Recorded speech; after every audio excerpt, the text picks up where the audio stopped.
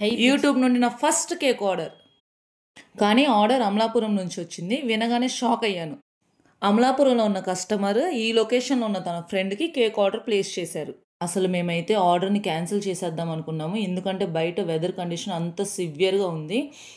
కానీ వాళ్ళంత నమ్మకంతో అంత దూరం నుంచి కేక్ ఆర్డర్ ప్లేస్ చేసినందుకు మేము వాళ్ళని డిసప్పాయింట్ చేయాలనుకోలేదు.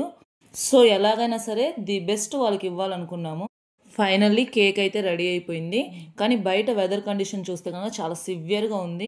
ఈవెన్ దో ఈ వర్షంలో మేము సేఫ్‌గా కేక్‌ని డెలివర్ చేసి వచ్చాము. కస్టమర్ కూడా ఈ వెదర్‌లో మీరు కేక్ ఎలా డెలివరీ చేస్తారో అని చెప్పి కాల్స్ చేసి చాలా టెన్షన్ పడ్డారు. కానీ మేము వాళ్ళని డిసప్పాయింట్ చేయలేదు.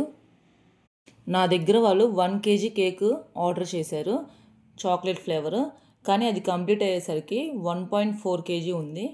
దాదాపు 1.5కి రీచ్ అయింది. కరెక్ట్ టైంకి ఆర్డర్ ప్లేస్ చేసినందుకు ఫైనల్లీ కస్టమర్ చాలా హ్యాపీగా ఫీల్ అయ్యారు. కేక్ సూపర్‌గా ఉందని రివ్యూ ఇచ్చారు. మీకు కూడా ఇలాంటి కేక్స్ కావాలంటే